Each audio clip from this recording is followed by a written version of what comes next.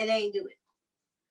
So because and did that affect your friendship or relationship because they weren't as vocal or expressive as you in your beliefs on certain things? Yeah, because I don't like people that say they're gonna do something and they don't do it. So you just stopped being friends with them, or you just they're an associate. Okay, I still talk fair. to them about every little bit, but I know that ain't the person I can count on to do something when I need it. Oh, I like that. So that's somebody you can count on. And have they realized that when you want to do certain things that you don't count on them? And have they ever called you on that before? No. Well, probably because they don't give a shit. Exactly. And then in turn I don't. Which is why you become an associate. See, I think for me, I'm like that. I'm never gonna cut you off because there's something you might need, and they know they can count on me. So I'll never cut you off. I ain't gonna deal with you. Well, for me, I think what I would do is that I'm about to call you on your bull crap, because that's just me. So I called them on it.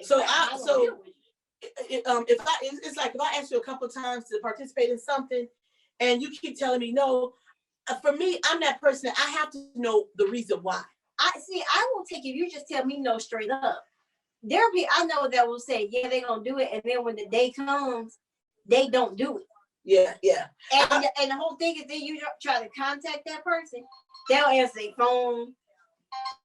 It's like they send you straight to voicemail because they know what you want. And they know they're not gonna do it. And instead of them being man enough a woman. Right, because I would think that to me that would be really shady. I would rather you tell me, up front when I ask you, right up front, right, that you don't want to do it. Don't tell me you're gonna do something, then come the day of, and then you don't do it, because that right there will piss me off. Don't hype yourself up to hype me up, and you ain't gonna do it. Right. Yeah. Now that I don't like that. I will say I totally disagree with that. Don't hype yourself up to make yourself seem better than what you are. So, and when you talk about that, where do people get them terms from? Woke fishing. I had never.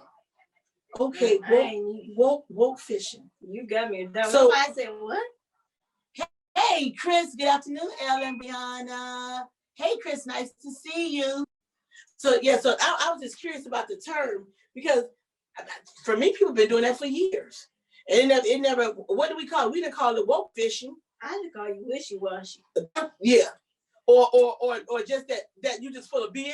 Yeah. That person always say I'm gonna do something, right. And you pretty much know when they said, oh, they ain't gonna do nothing. So that's what I would put a term to it, like so-called woke fishing. I just call you wishy-washy. Or a better term, you full of sugar honey iced tea. That was look, I don't even go to I just said you just full of BS. Or I just said right now you just full of, Right, like So I don't believe anything that you say. Equate a term to that now. That's been going on for decades. Woke fishing. Yep. Well, I've never heard it before until I said, wow. And sometimes you'll see these people like on their social media, they'll have just like a black space there. Hashtag woke fishing. Right. And then they'll have that there. And then when you ask their opinion about something or to speak on something. Hi, Kelly. Hey, Kelly. Oh shit. There you go. I was waving at you, Kelly. Hi. Or you ask them to do something, they come with an excuse of why they don't do something. I can't stand people like that. Excuse me. I can't. Yeah, I can't. I have no patience for it. Just tell me point blank up front if you're gonna do it or not. Yay or nay. It's yeah. You don't have to lie about it. You don't have to pretend about it. Just tell me point blank if you could do it. Don't do that. Don't do that. And so it was interesting when I heard the conversation because I was like, well, how do you steer the conversation? Because it was like when the whole Black Lives Matter when George Floyd, was killed, and that was just like I think a tumultuous time for everyone. Everybody was like feelings was like raw, and you were trying to gauge where people emotions were. How would what were their reactions gonna be? How would you feel? How did you feel sitting there watching somebody literally be murdered? For me, this is the thing. It was just a whole racial conversation anyway. And me talking to Scott, y'all know who he is. And we talking to him, and then he was trying to grasp what I was trying to get into, but he couldn't. He was just saying, but I can't, but I'm trying to be empathetic. So I can understand your empathy. I was getting that too. A lot of people was like, I don't, but Yeah. the thing But about you respected that, the right. I respected their opinion because I talked to during that time to a lot of white people. Yep. And they were like, I don't understand, but can we have a conversation? Yeah. About so a lot of white people at the time wanted to have that conversation because they didn't understand. And I can appreciate that. You and can respect that. Absolutely. Absolutely. Decision. Now some was just flighty. Some was just like, and this is where the privileged people come in, because they was like, I just don't understand where all this hate came from.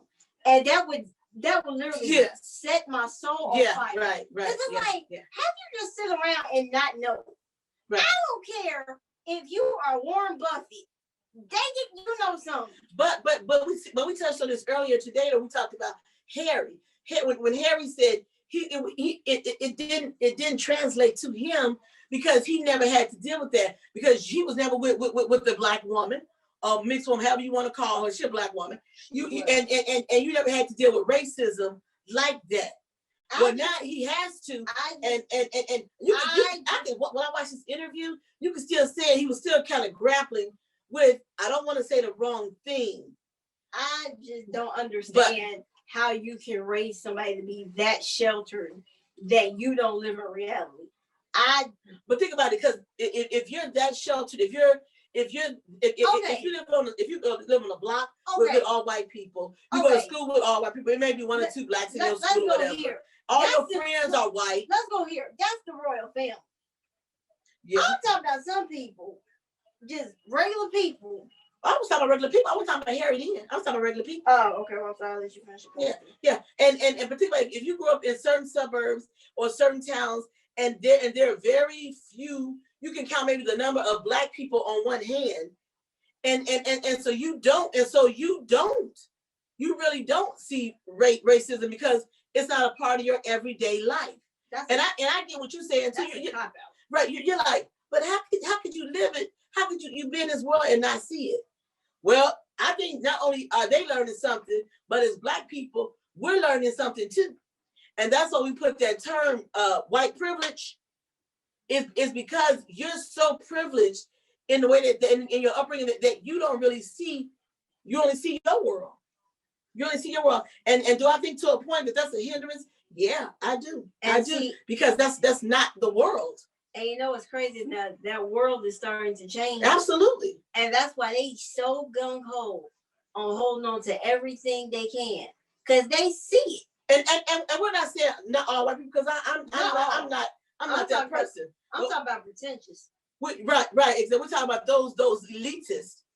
We're talking about those elitists who feel like the Constitution, it's just for them. That the Constitution does not apply to everyone. Those are the people that I'm talking about. Or they can take the Constitution, they can manipulate, they can change the laws to suit their own personal needs. Prime example. I can't stand talking about this man, but let me bring him up. Donald Trump. Oh, now here, this is what he's doing. Now his niece came out, as well as Scaramucci.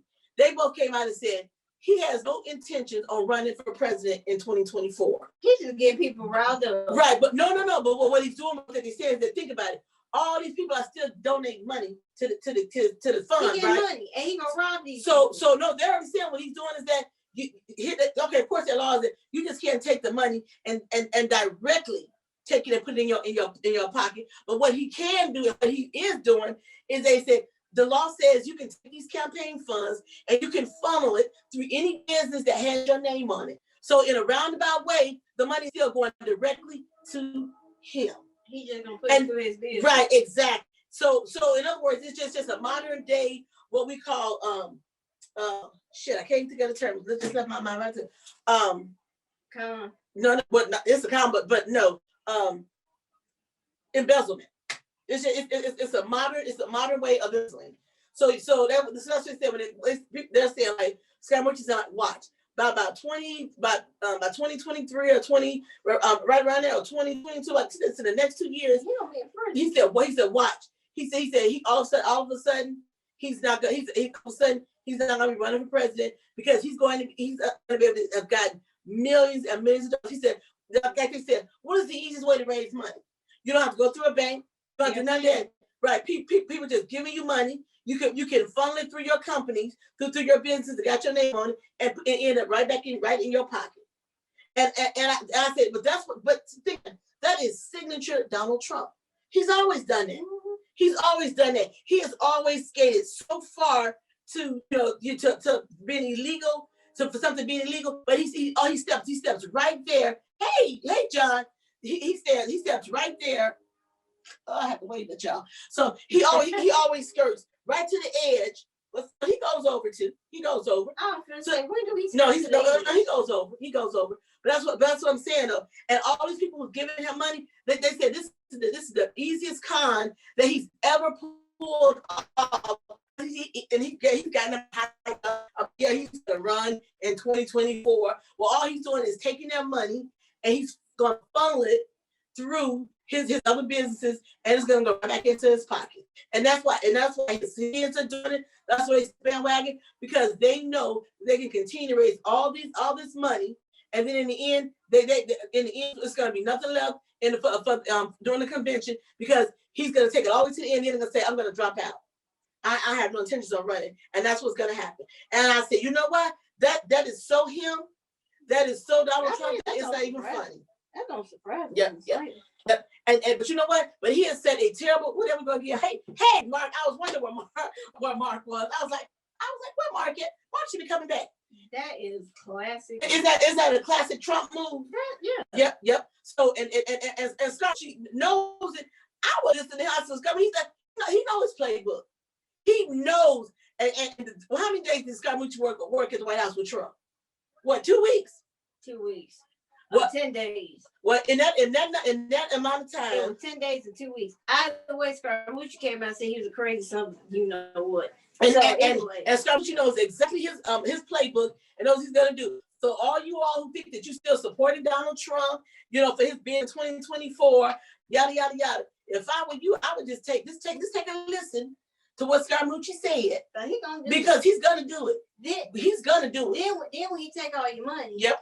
And then y'all be ready to kill him. Yep. And then when he leaves the Republican, the Republicans with very little money in the for the convention, they're gonna like, oh my God. And they say I think he's gonna go all the way up into this madness until I probably say like about 2022. Mm-hmm. And it's no telling how many millions and millions that he's going to raise in that time. But I say he plan on having him and his family set for generations. And if you all don't see that, some of you all don't see that, hell, then he ought to take it. I can't even feel sorry for you. Because you all have to know, based on his history, the things he did while he was in the White House, what he's going to do. And so, what that old saying is, find a fool, use a fool. Well, hell, if you got 71 million fools that you can use, that's going to hand over. Like I said, he don't have to put on a dinner. He don't have to charge nobody. He just said, yeah, I'm going to run and take their money. Damn. Now, can I say, he hooked on, he probably like, this was the best scheme ever. Man, I can ride this all the way. And he ride the hell out of it. Because he know he can't win. Right. Why? And he is riding the hell out of it. That's all I'm saying. So when Scaramucci, they made a long statement, but his niece said the exact thing. His niece said it first. Y'all confirmed that? Lord. The niece said it first, and then Scaramucci said, who did they confirm now? Merrick. Oh, Merrick Garland. For what? Attorney General's going to say for AG. They really didn't want him anyway. But at this point, they probably like, we don't have a choice. Exactly. These people should have been confirmed before Joe even took the oath of office. But the man should have been Supreme Court Justice. That's what he should have been. That was the one that President Obama nominated, that they shot down in 2.5 seconds.